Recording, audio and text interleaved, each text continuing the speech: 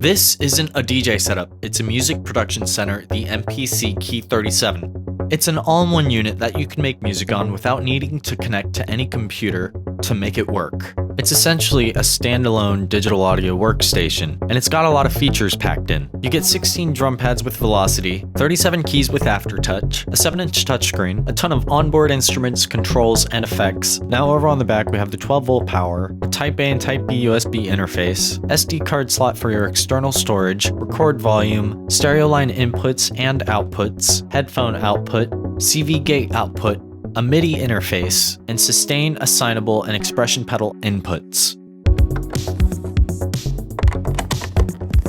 Flip the switch, power on, and it runs off of its own operating system.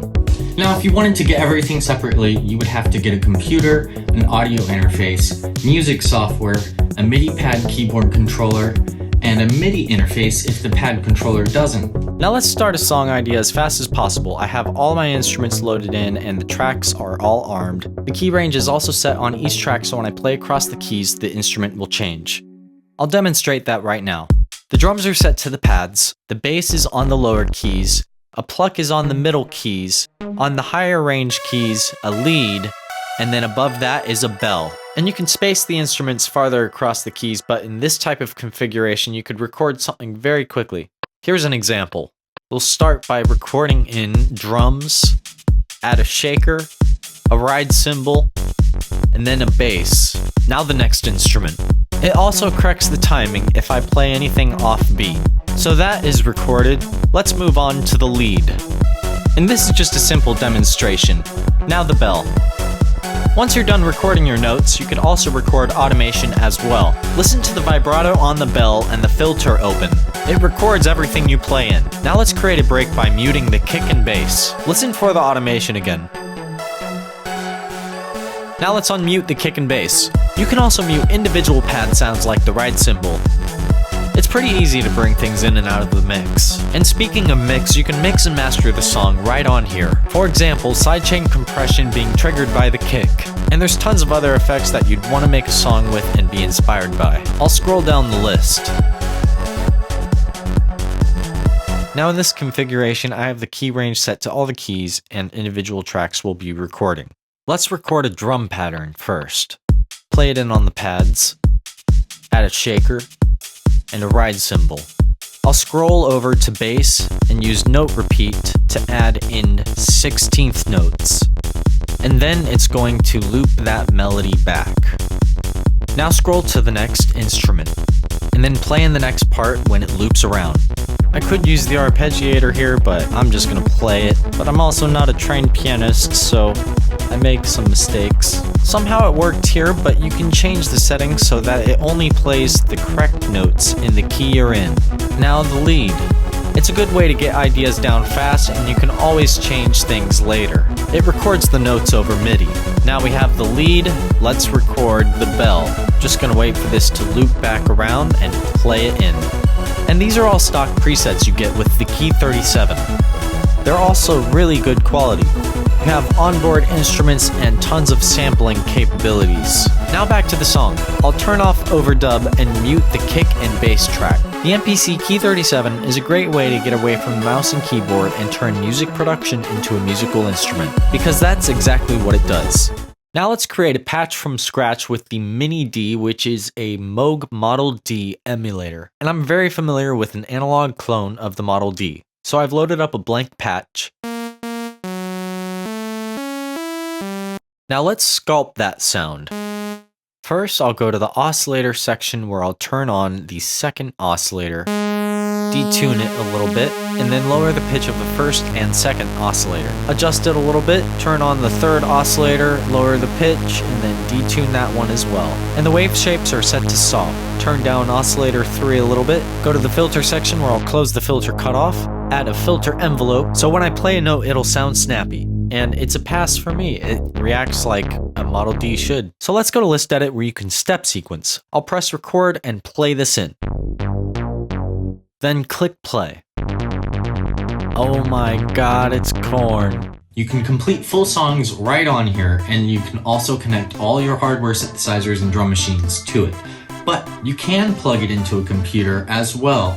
so you can transfer files from the computer or to the computer, but you can also use it as a controller for your DAW or any other software that you may have. I can definitely recommend this for any level of music production, whether you're getting started or if you're experienced. This is something you can grow with, or it's something you can expand upon what you already have.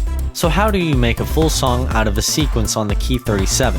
Well, I duplicated out my sequence multiple times and then muted and unmuted tracks throughout all these sequences to create different sections for the song.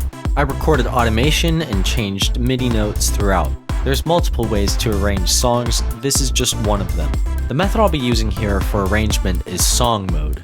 In song mode, you choose the order in which you want your sequences to play in. So each of these blocks represent a sequence that you created, and this column here shows the order you have the sequences playing in song mode.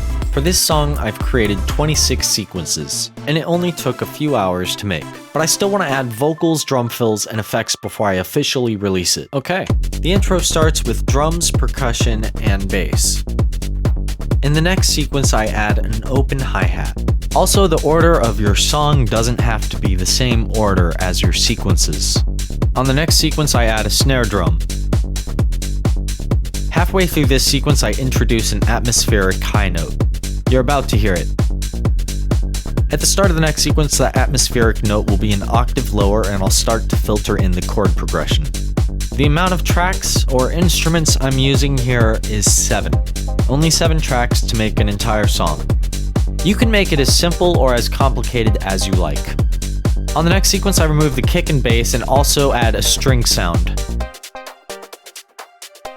If I release this song, I'll also be adding a vocal here.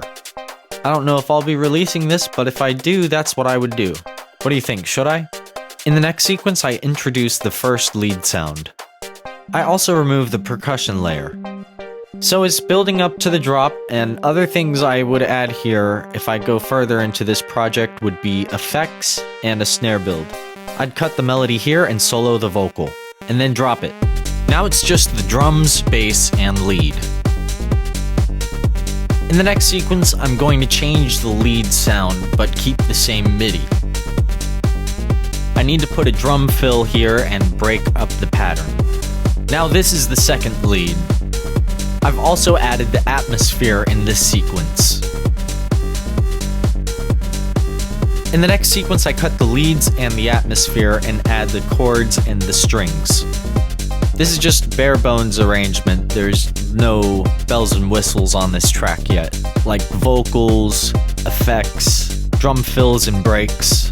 In the next sequence, I'm going to start filtering in lead 1 and add the atmosphere again. Once you're done arranging your song, you can export it as a stereo track, individual instruments as stems, and a bunch of other options like converting to sequence or as an Ableton project.